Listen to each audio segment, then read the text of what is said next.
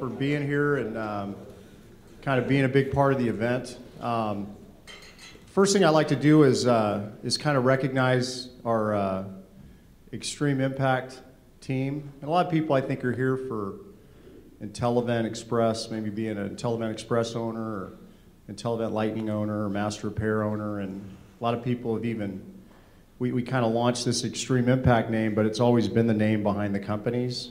So, but there's a lot of meaning behind it, and it was kind of an interesting thing that we kind of brought forth with last year's first annual event, just kind of connecting all of our users and customers together, because there's one common element is they're all small to mid-sized businesses, very entrepreneurial, and that's what we really want to promote. We want to get those folks together and do whatever we can to help their business. But anyway, so the Extreme Impact, it's always been there. We didn't get taken over by some other company. We just kind of connected all the customers under the Extreme Impact name. And behind the Extreme Impact name is kind of the essence of this event.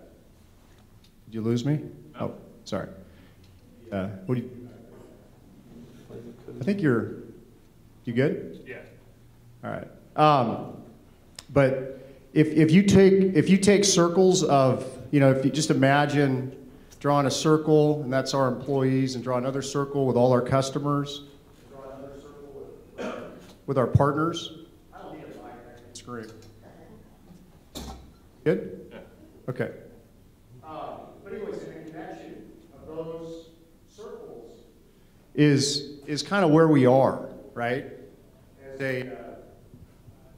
As an event, bringing us together to make what I'd consider an extreme impact on businesses, on our lives. You know what I mean? So it's kind of like if you take all the connections you've made, which was the most important thing, is just bringing people together. First, our team gets better, our customers get better, working with our team, telling them the real priorities. It's amazing how much you'll find out about somebody face to face on a napkin in a bar or something like that. Or right here, just talking for 5 minutes about the importance of getting something done.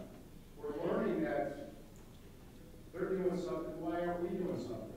But it just kind of takes this whole tide, just kind of apropos for the background, and rises all of our boats together. Okay? So, but anyways, I'd like all of our team members, please stand up. Guys who work for Extreme Impact Incorporated. We have a little bit of a theme, and Gary here, I'm going to get Gary. Gary's going to be talking here in a second, but Gary he's just such a good business coach, and I've known him for over 10 years, and he helps me a lot. And he gave me this thought, as we're taking care of our multiple customers and all over North America and other countries, and it's so hard to take care of them when you're super far apart and kind of decentralized, but when you put them together, it's kind of like if you've got an issue, it's like you're bouncing a ball, right? You know you're wounded, that's the ball, right? So you're bouncing a ball, and let's just say you have to take another call and you got to pass the ball to a teammate, right? And what happens is, if you're all together, you see, he dropped the ball, but look who picked it up. Kristen was right there to pick it up because she saw it, right? So he can actually start juggling, and then you guys can pick them up, right? So the point is, he's kind of a special guy. He used to be with us, went out and started his own business. Him and his dad. So proud of that. That's cool. So we almost got David's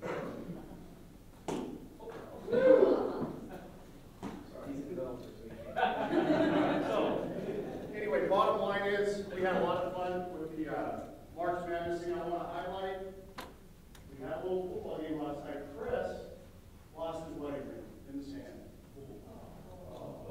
But downstairs, when we were checking everybody in on Friday, or Saturday, he won $700. And now my wife has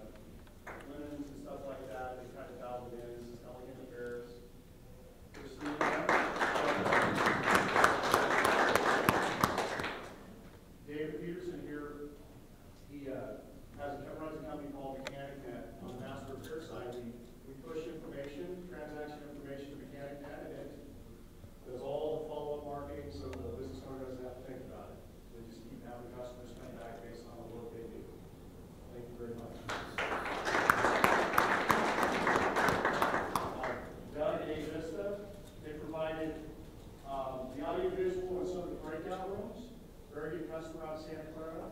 They've expanded, opened multiple offices, and every time they expand, it's a good thing. Just the software is obviously a catalyst for helping. Thank you very much. For everybody? They're still in my room. Okay. Tomorrow. So maybe lunch or something. They've got some nice minutes and stuff, because the premise of that is we're supposed to be talking amongst each other and stuff, so if you still want to word somebody out like that. Anyway. Last converting, Kevin.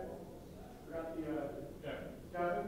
They obviously got the camera set up and lights and screen, microphone, all that. Thanks for setting all that stuff up.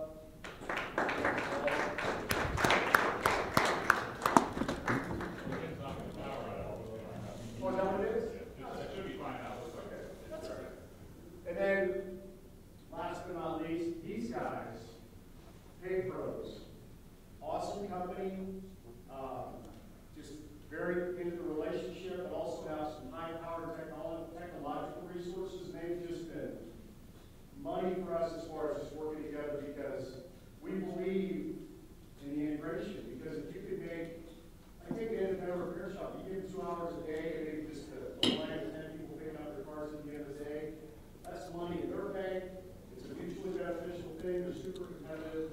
And you know, the credit card processing, the power of credit card processing with software to kind of make it more efficient for our business owners. So, there you guys, I'm going to give you a back.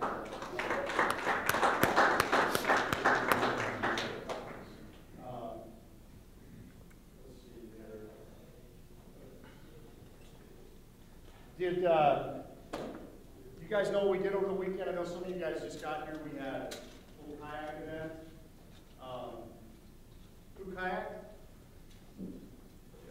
Hey, I need some help from somebody on the team. Anybody, Captain, wants to come help out?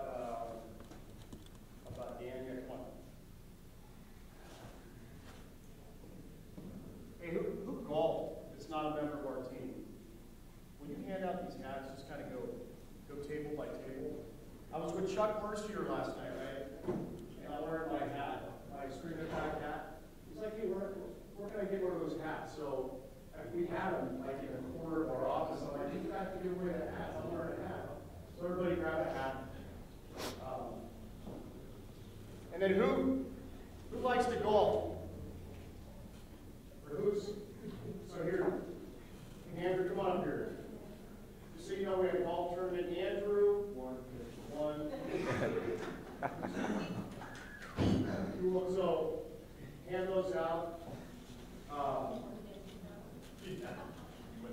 Please.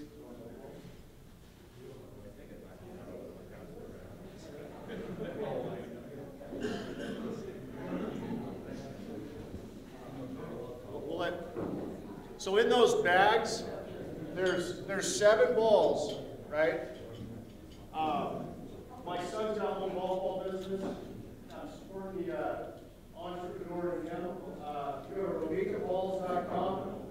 Check out the website. We go ball hunt all the time, so if you want to have some balls for everybody to play, make sure you have one, Andrew. Next time.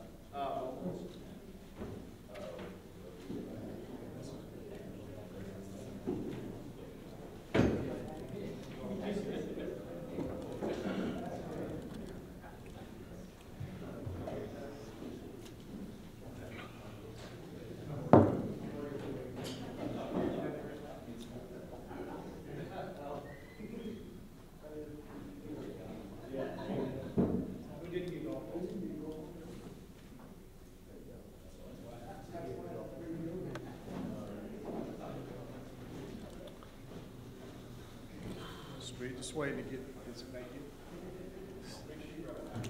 Yeah, I had that pink camo. Oh, you can grab some for your kids. Come on, man.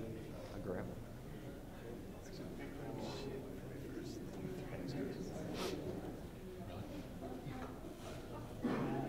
Actually, who didn't get stream bag, the check-in type item program? Okay. Where do we have the? I think we had a. Okay. That sounds good. Just look for Andrew to get a bag. There's yeah, there's some pretty cool things in there, but there's actually my wife and daughter aren't here. My son, talked about him a little bit. My family's pretty important to me, so give you a lot of that inspiration and so forth. I think we all have a little bit or a lot of that going on, but my daughter, she took some really cool pictures recently. She's gotten into photography, and there's a couple postcards in there from her. And you'll see at the party we have the NCAA finals game tonight downstairs. It's gonna be really cool. Glastonbury dialed it in. Elegant Affairs rocking that party. It's gonna be awesome. But I'm gonna set up some of her. We got these pictures canvassed, so they're like. Just really cool. There's one where she got this really big compliment from a local world-renowned photographer, so she's just like super stoked about that. That she was stoked, and having a 17-year-old. Anyways, but so, all right, a couple things. The motivation behind this event, really, to kind of really put this together was.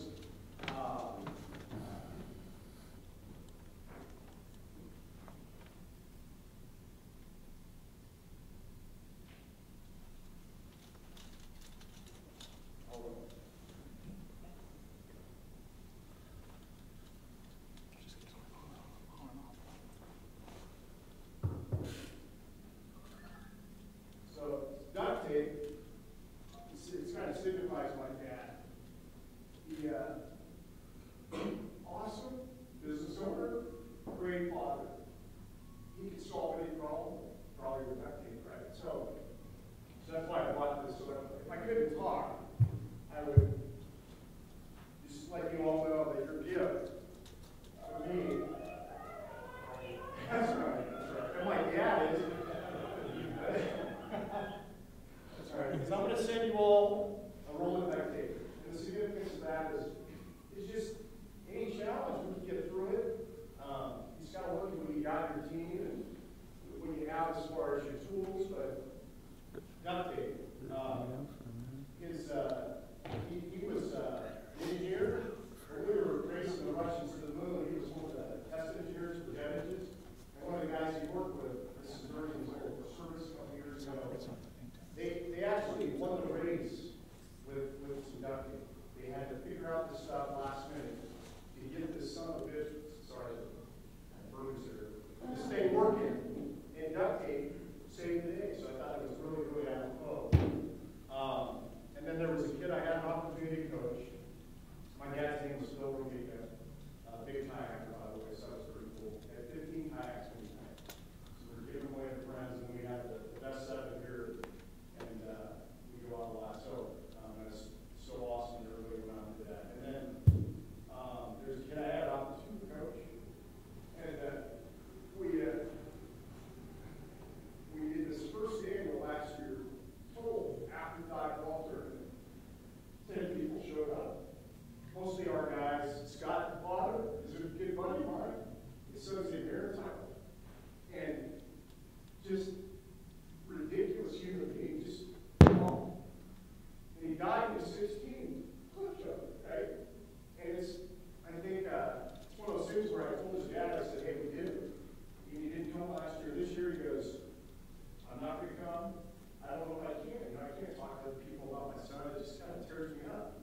And then last minute, about a week ago, my daughter and I were playing basketball at the sports center.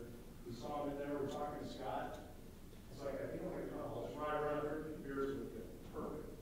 So we had 40 plus players play yesterday, and he was there, had a lot of people, and he ended up actually playing. And by the end of the round, he was talking about bringing a lot of Aaron's buddies in next year, bringing more of his friends in there, inviting his best buddy from Grass Valley to come down, and it just kind of was one of the coolest things I've ever done. But I think the inspiration, I mean, for me, there's a lot of business takeaways. With that kid, he would not want anybody to not like to stop taking risks, because business owners have to do into that, right? We got it, like my dad used to say, pardon the expression, gals, business owners have to have balls this big around, right? So you business owner women, God bless you. So the point is, it's true though. So we got to keep pushing ourselves and take those little risks that drive us. So without further ado, actually it's kind of funny, you got duct tape, but is it working? Yeah. But this thing, this reminds me of Aaron, because he was the best athlete, super awesome person, but he had this like Gary talks about this term sparkle, like you look for it in people, and you look for that sparkle, and he was just so, like he describes almost like this person that has a little halo over their head all the time, but they're so competitive and just driven and work hard, they're a team player, awesome, but this actually just made me think of him, which is kind of goofy, but like we'd be down by 10 runs and he'd have his rally cap off. Everybody's kind of checked out and he just kept fighting. So anyway, so without further ado, I'm going to have Gary Becker do what he does best and get us thinking about business and just kind of open up our minds a little bit. But a little history on me and Gary. We met, it's interesting, he grew up like 5 minutes from where my mom grew up, so we kind of had a connection through that. Just a really strong connection over 10 years ago. We happened to buy our product, and then 9/11 hit. We had been selling him on a product that we used to call Enterprise. And it was like right now we have Lightning Enterprise, finally brought it to life 10 years later, 10 plus years later. I made a commitment to him that that's what you're going to buy. And well, when 9/11 hit, the shit proverbial, I mean, it was a nightmare city financially, right? And I remember him and his right-hand man, Brett Beach, would be up in San Jose at the DoubleTree up there, right next to your office. We're going to go to a Sharks game, and they're looking at me like, I'm looking at them like, I'm not going to be able to keep those commitments. I just physically couldn't financially, right? And he's just like, well, it's almost like you started brainstorming based on what we had to do with the existing product we had, which we come to find out IntelliEvent Express did a lot of things that we didn't realize we could do. And through that, we connected, and it helped this business grow up and just stay organized and systematize the business in a way that he was able to sell it. And the business is still, Nationwide Video is one of our best and favorite customers, and they're still growing, right? So he launches this thing in '98, and it's still going that direction. And but I trust him. I have the pleasure and honor to talk to him on a regular basis just about stuff like this. And so he's always trying to simplify everything. So I figured this would be the signifier of Gary Becker. And then we did a trade show together, and I just pulled this out of the archives. I did that. It's hockey card. We played hockey in Notre Dame. Hockey going back in Michigan, but it's a little water bottle. We pull it out. So I'm passing the mic to you now. All right. Thanks, Gary. Thank you.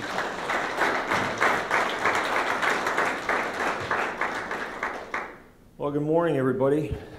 I've got some cheat sheets here. I'm not a professional speaker of sorts. I'm kind of used to the water cooler one-on-one stuff, but so I'll walk around a little bit, but I'll carry my notes with me to stay on focus. And the important part really is it's not looking at me, and I don't juggle. I got to follow a very inspired talk, and I think it really leads into everything I want to talk about. I'm really not here to talk about business. After all, business is really, it comes down to people. I mean, listen to what Don has said. But first, I just want to ask a simple question. I'll get back to why I'm asking this, but who here, just raise your hand if you wear a wristwatch. Just give me an idea. So probably 25%, okay? So we'll remember that, and like I said, I'll get back to that. Before I tell you why I'm here, give you a little background, a little more background that Don had given you. I started a company called Nationwide Wholesale Video. We were a partner with IntelliEvent, used the product. They're still using the product. And I like to summarize that background really simply is 15 years ago I started a company. We attracted some really great people. We did some very average things, but we did them exceptionally well. Okay?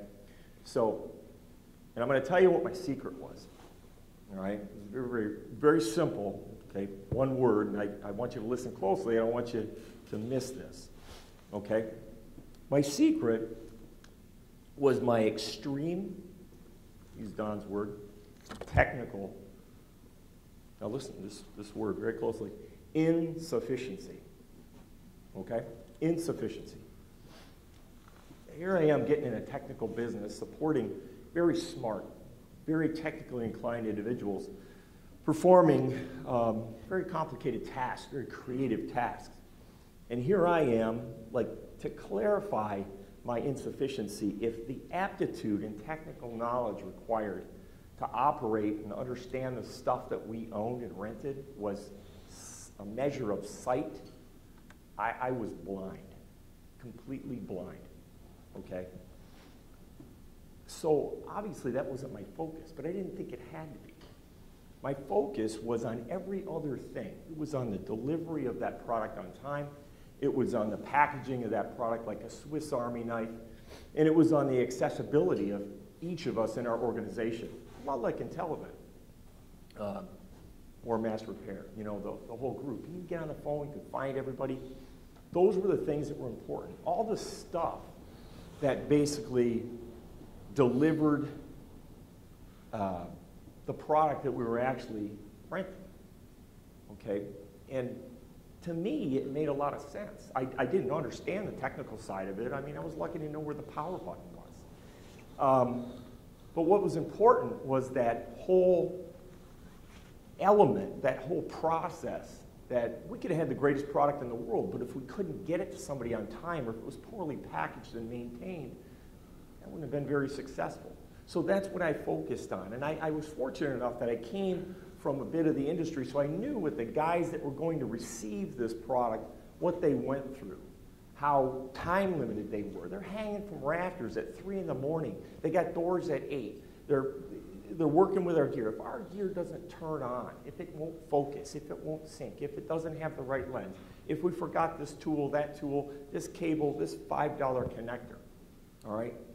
So essentially, I knew what those guys were under, the conditions they were under, and I had this crazy idea that not only did I not want to make their situation worse, but I wanted to make it better.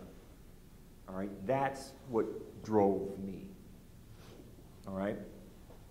Now, anyone who knew me, I mean, I didn't hide from this fact, my insufficiency. A lot of people looked at me and were like, oh my God, you know, you must be terrified. You're operating this business, and I mean, is that like a secret? And I would openly tell people this. I was actually proud of it. I thought it was one of my greatest advantages. Because the way I looked at it was my lack of sight, as I measured it, and technical ability, gave me extraordinary vision. Okay? I mean, it doesn't make sense, right? My lack of sight gave me this unbelievable vision. You know, I'll explain that. What it's really about, Don touched on this a little bit, it's about you have to embrace change. You have to look beyond yourself. You have to look beyond your fears. Okay, if you can embrace your fears, if you can harness what it is that maybe you're afraid of, that's where the magic is. That's where the treasure is. That's where the answers are. All right? Now, I mean, you're the first people I've ever shared this with. I've done this 6 times. I'm about ready to do it a 7th time. I've had this amazing success. And I say and I don't mean that. Our organizations have had this amazing success. Every time, 6 times, I'm 100% right now. And I'm going to do it again. And I can teach this. And I'm here to not really teach it all to you, but I want to introduce it to you. And I guarantee this will work. I guarantee that this is something that you'll understand. All right? So here's what I'm hearing.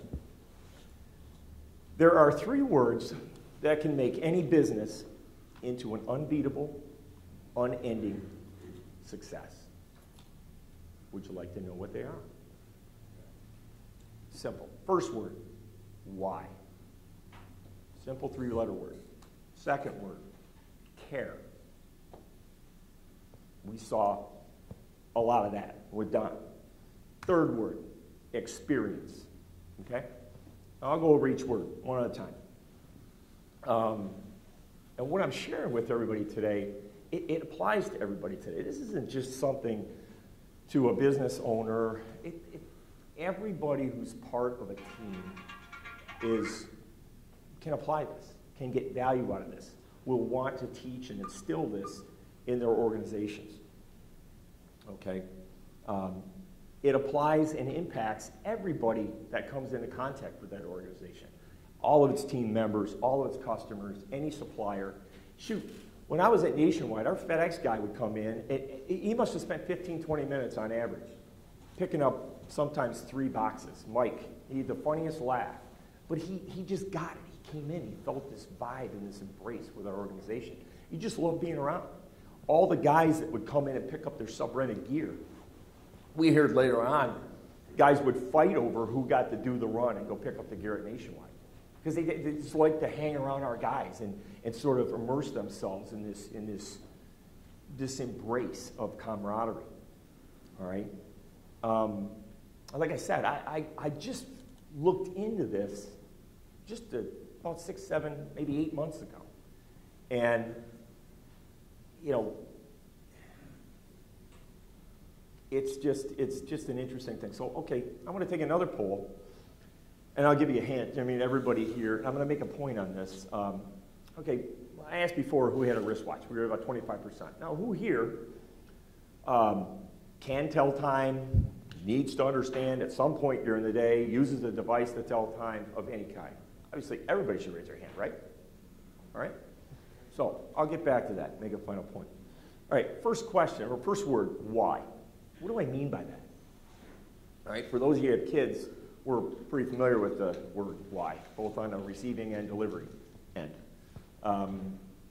Everything starts with why. And what I mean here is it's connecting with people, sharing interests, sharing our beliefs, what's important to us.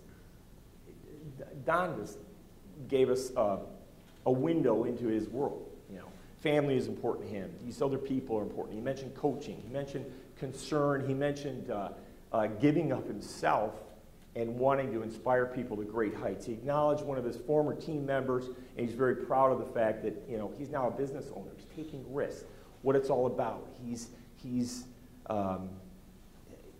you know, he's right there. He's a listener. He's a doer. He's a supportive guy. All right. So the first thing in business that we should communicate is really why we are in business. Okay. All businesses know what they do. Most of them know how they do it and communicate that. But only a tiny, tiny percent of businesses really know why they're in business.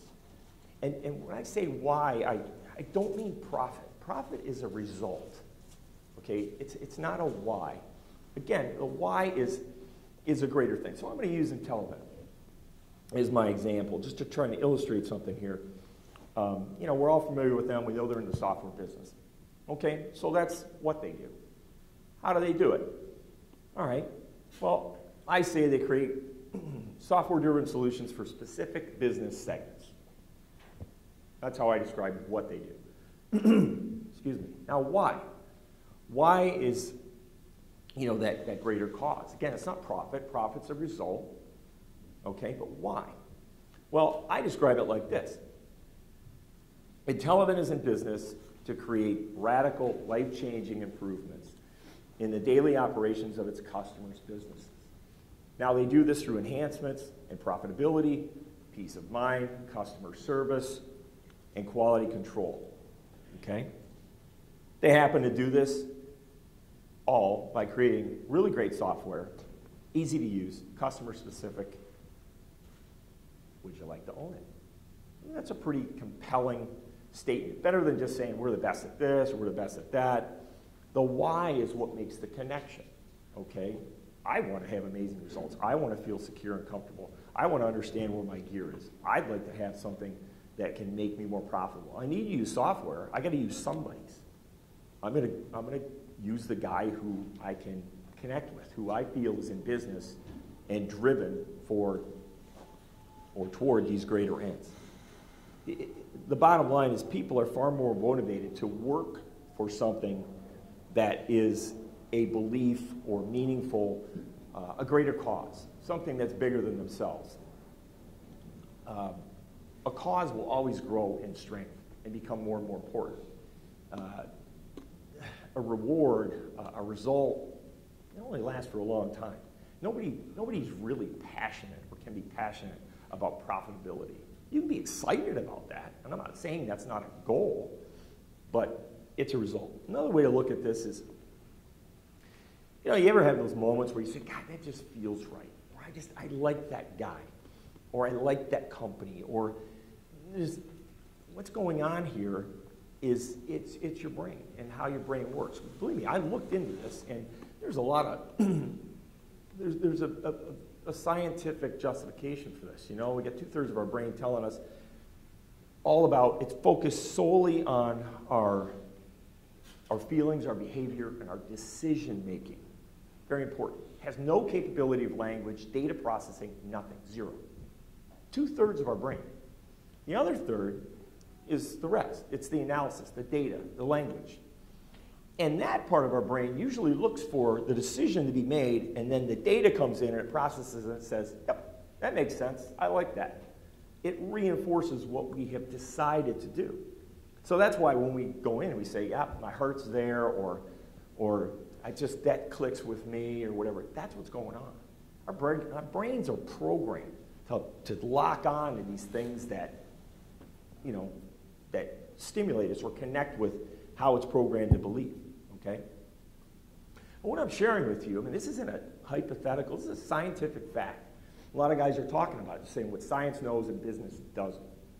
And we have to figure out, let's make best use of this. So going back, almost nobody starts with why. Everybody starts with what and how. And you don't have any emotion attached to it. It's like, I don't know, and you start wondering, I don't know if I can trust that guy. You really think he can deliver that result? Did you understand what she was saying? And wait, man, it sounded more like they were driven, like they want that check and they want this and they want that, but I don't know if we're going to get what we really need or want. Because again, you just don't feel connected yet. Here's another way of saying it. People don't buy what you do, they buy why you do it. Okay? People don't buy what you do, they buy why you do it. They already know they need a software company. You don't have to sell them on that. But what you can sell them on, connect with them, is through your values, through your core. Why do you do this? Why are you in business? Can I depend on you? Can I trust you? Back to the emotions. 2/3 of our brain's waiting for that. It's waiting for that answer. Okay? So for all of us and all our businesses, look at things that way. All right? So from a staff point of view, all right, I don't use the word employee, don't like it. So from a staff point of view, it's the same process. This connection takes place. But instead of spending money with you, they're looking to make some, right? But look at it this way. The opportunity to do meaningful work, the opportunity to be part of a great organization and camaraderie and this big warm hug and connection, that's valuable. That's really valuable and fulfilling to a lot of people. That's not, you can't even quantify that in terms of dollars, okay? So you can ask yourself, do you want people to work for your money?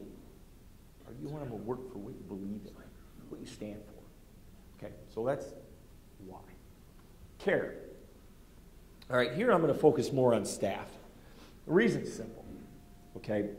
If you treat your team well, you're never going to have to worry, not for a moment, about how your customers are treated. Showing you care, all right, comes in a lot of forms. Don is probably one of the greatest demonstrators of this. It can be, and it has to be authentic. That's the thing that I always loved about Don. Don, his nickname for me forever has been Surfer Boy. And, he's a Southern California guy, and it's just funny. you know, we exchanged a lot of crazy texts. He's got, you know, a couple beautiful kids. I have 4 boys, and I was teasing Anna last night. It's the first time I got to meet her. Met her on the beach and said, you know, I got one a year older than you and one a year younger than you. And so we share texts and goofy stuff all the time back and forth. But to show you care with your staff, I mean, it comes in a lot of forms. It's like we knew we knew their wife, we knew their kids. We had their kids in the office. We knew what sports kids played. We knew the names of their pets. We knew if our staff member, our team member coached. We knew about them. It was important to us, okay? And really, what we're doing here is very simple when you take that approach. Is we're treating these people first as human beings. We know they're people. That's what we are first. Forget for a moment that, you know, okay, yeah, we're all here at work.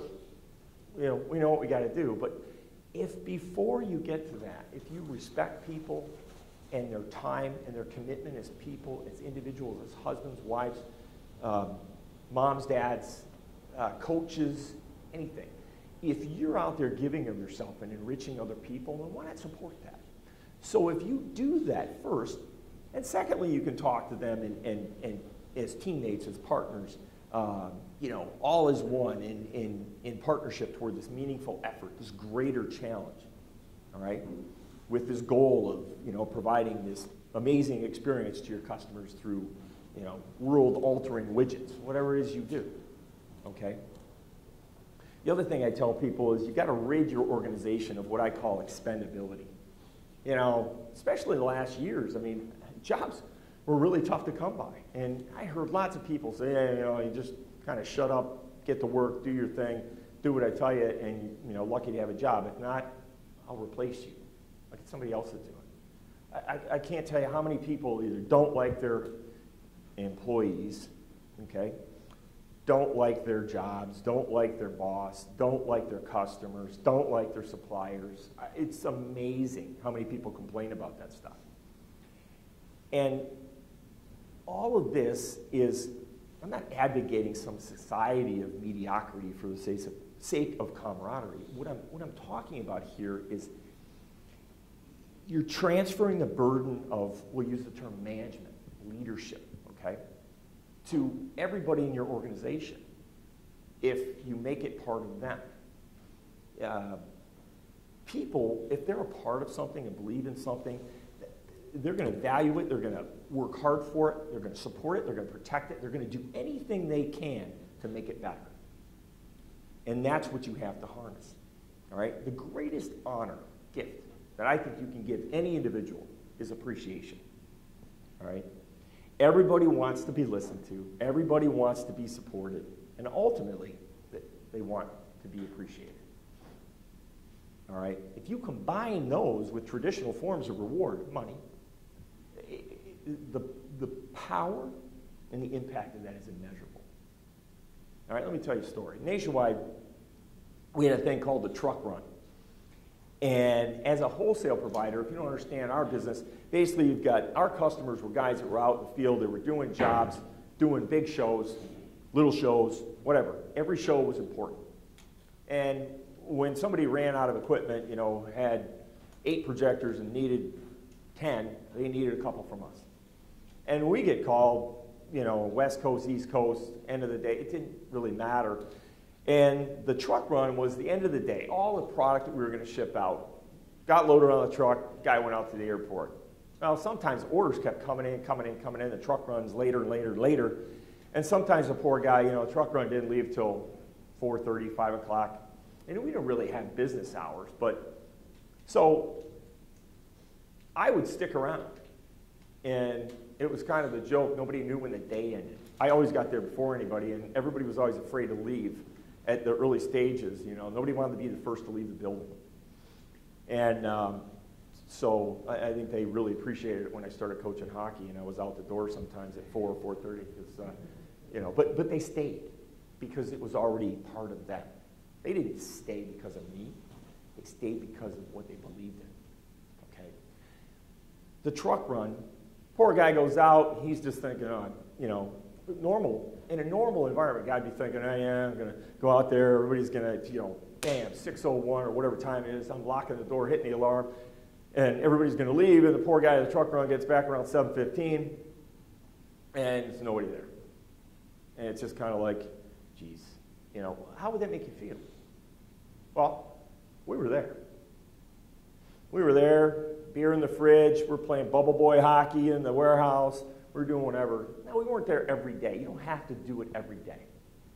But the point I'm trying to illustrate with the story is we were there. We had their back. We were part of it. We knew that guy was out there driving that truck and getting out to the airport and making his drops and everything, but he knew he was appreciated. We didn't have to tell him. We did in our own way, but that's how we showed it.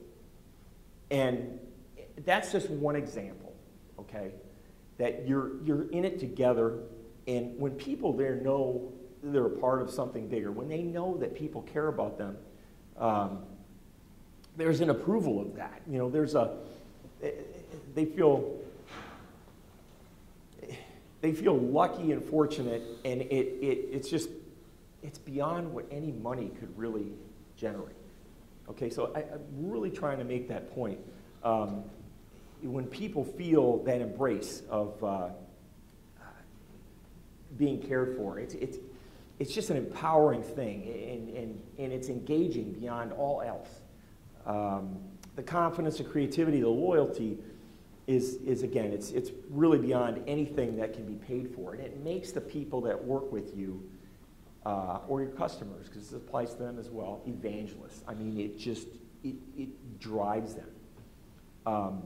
It's like, look at it in another way, another story. It's like, could you pay anybody? Is there any amount of money that any of us here could pay?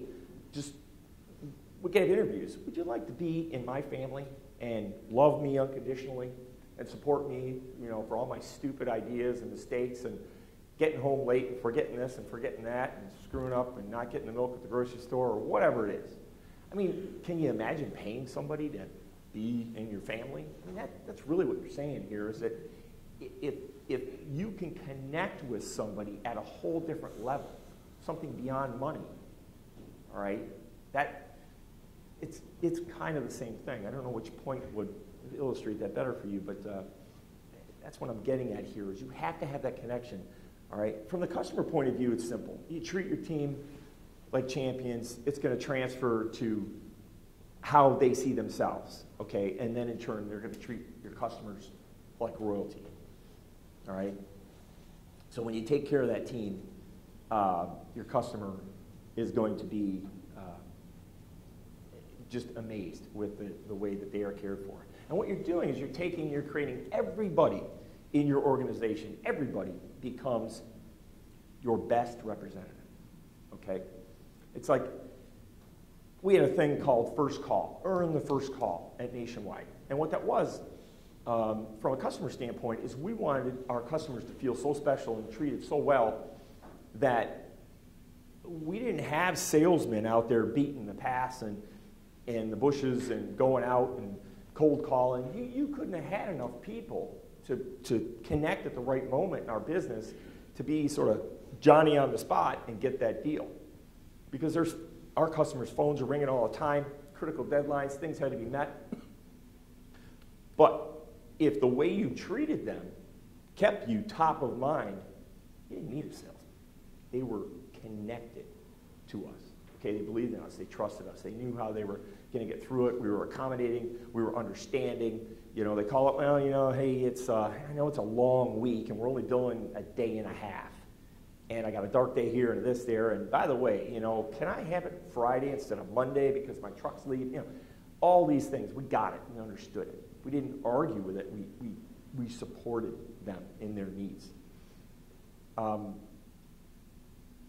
Now, there's a great value in differentiating your product or your service, and I'm certainly urging everybody to continue to do that. But it's important to understand the distinction. There's no price point, there's no feature, there's no guarantee that you can offer that creates evangelists out of your customers or makes you irreplaceable. Nothing.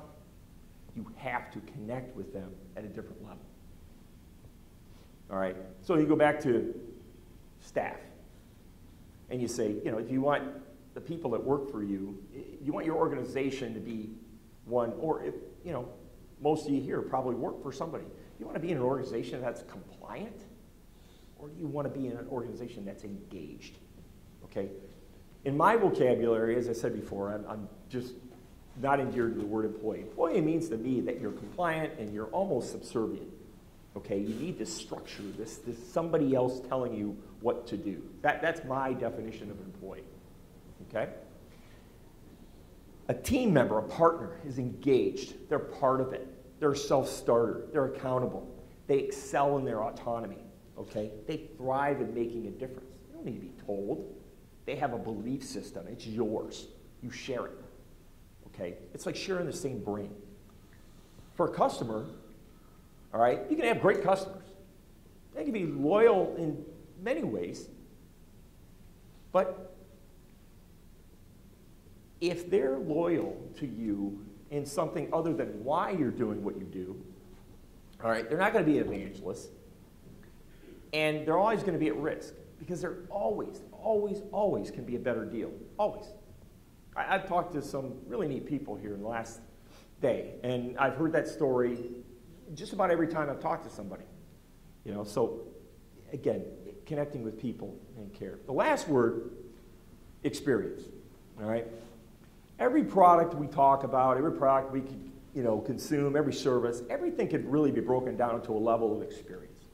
All right. It's like, it's not just the product. It's not just buying the car. It's not just going out to dinner. It's not getting the sauce. Whatever it is, there's an experience connected to it. And some of us, our businesses, maybe that's a little bit more obvious than others. All right. But it's really about meeting the expectations of your customer, understanding what those expectations are first, and a lot of times I think it's evolving with those expectations because things change, all right? So there's a thing I call identifying with your customers through perspective, all right? And perspective is just kind of how you see the world. You know, how am I looking? I'm a software guy, and I'm looking at my world of customers, and this is what I think they need. So there's a term called confirmation bias. Confirmation bias simply means that our brain looks for things to support what we believe to be true. And once we discover them, we stop looking. All right, well, I got news for you. You do that, you won't innovate. All right? Now, it's kind of a funny thing. There's another term called disruptive thinking or thought. And normally we associate the word disruptive with something kind of negative. But disruptive thought means to break that pattern and to actually seek out things that conflict with what we believe to be true. Okay? Now you do that and you're going to be an innovator. Now, that's a challenge for our brains, but it's really where the learning takes place. It's stepping outside your comfort zone. Like I said before, that's where the treasure is. Here are a couple examples. All right, the first one I call identifying the real problem. So you go out, it's your favorite restaurant, you've been there many, many times, outstanding food. All right? Some of your best friends are in town, you feel so comfortable, it's just such a great time, you take them in. And you get there, and something is noticeably wrong. There is a visible disorder. There is a cleanliness. Service is poor. I mean, there's bugs on the floor. Whatever you want to hypothetically think here to make this a strong visual, all right? But you stick it out. You're like, you know, it's Friday night. It's 7 o'clock. I mean, we're not going to get anywhere. We'll stick it out. Food comes. Amazing. Still outstanding. Great food experience. But is the experience still strong? Is it the same? Is there the same value?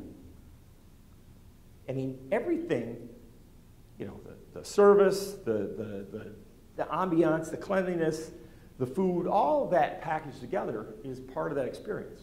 Okay, and when I'm using a restaurant, think of your own business. You're the restaurant. You know, food is the product, right? Now, what's really the problem here? Is it the food?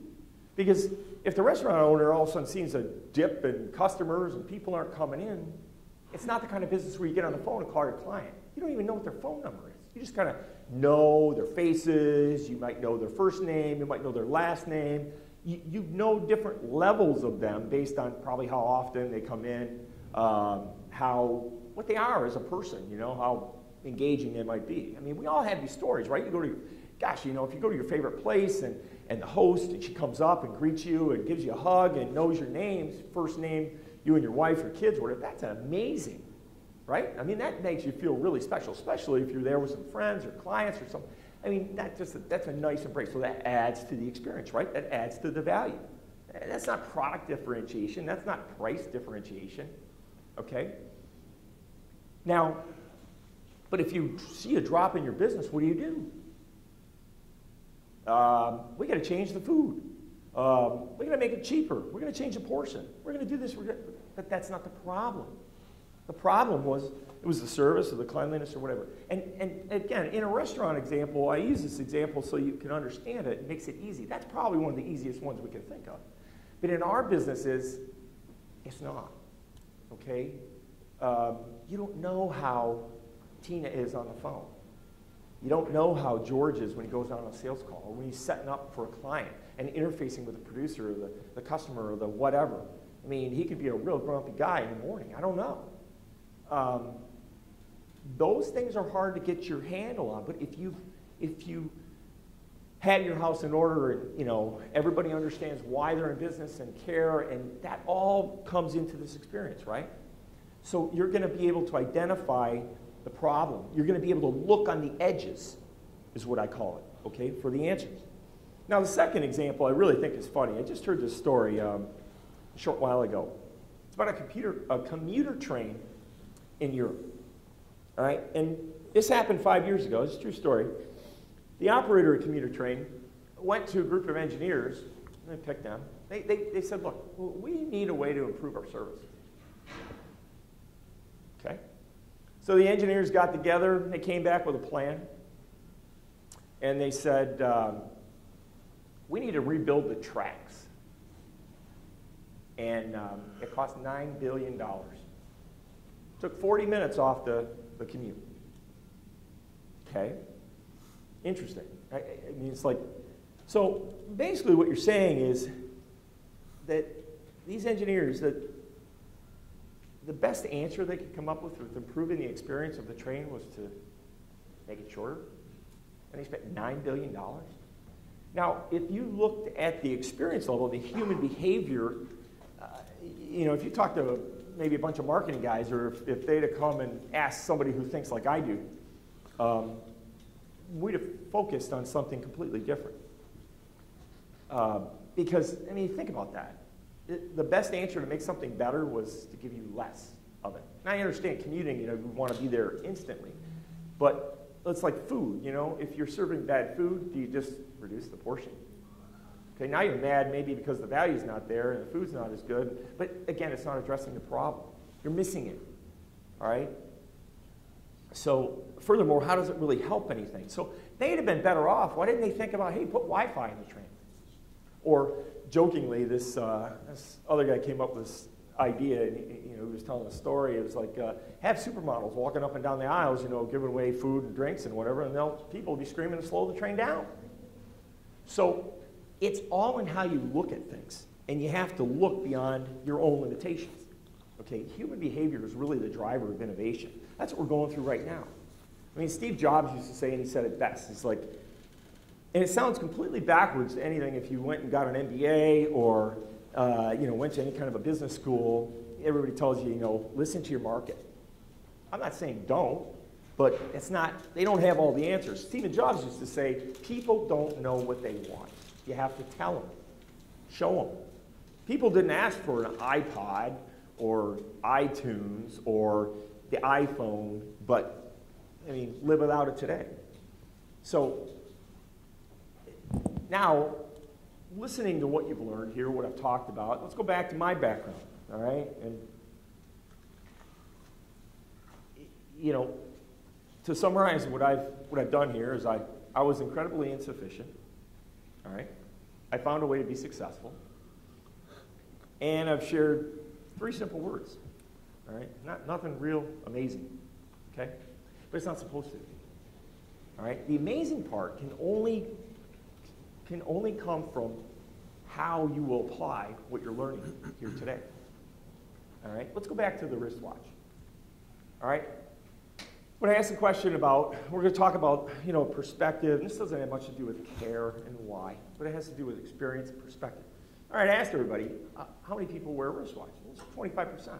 But 100% of the people here we know are conscious of, or know, and they look on their phones, they look wherever it is, they know what time it is. Okay, you have schedules to meet, you have reasons to understand, you obviously know how to tell time.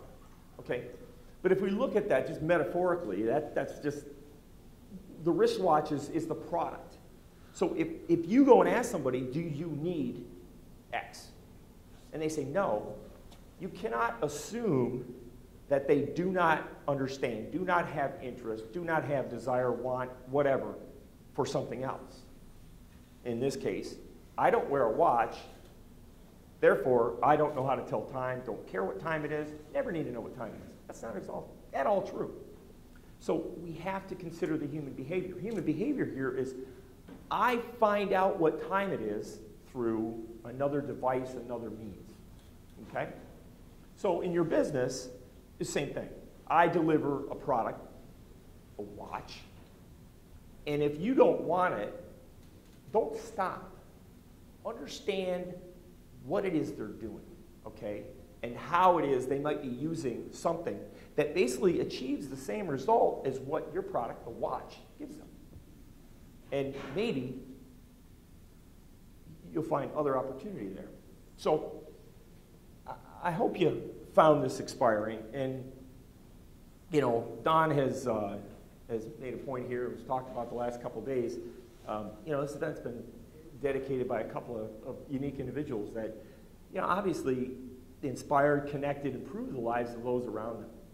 All right, and most of us probably never knew Philip or Aaron, but we don't need to.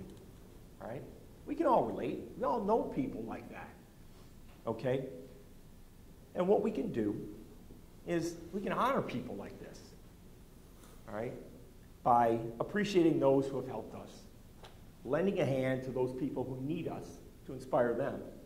Okay, and don't wait. Don't wait. And remember those 3 words.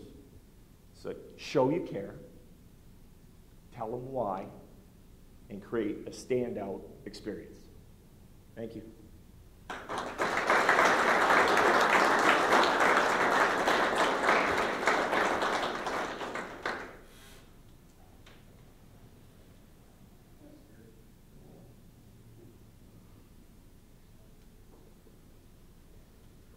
All right, that's it. Everybody go home. No, I'm just kidding. All right, let's do, love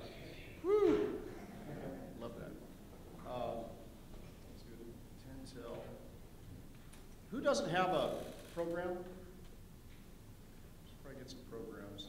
You want to, actually, let's do this. How about, well, let me tell you kind of what's going to happen today, just so there's no, even without this agenda, you'll kind of know verbally.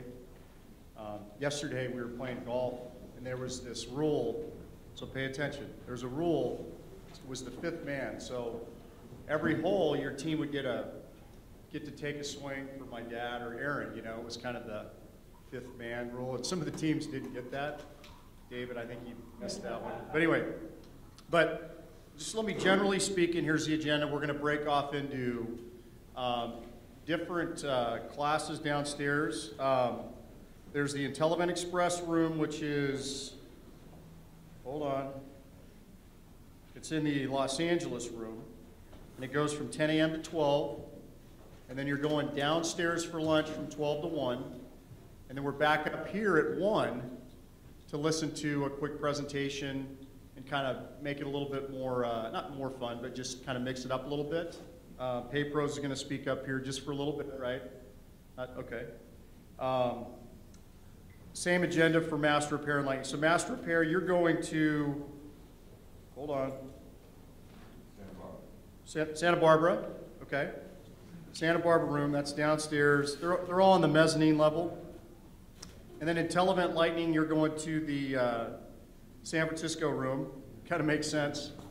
Danny Boy came from, that's kind of funny, actually.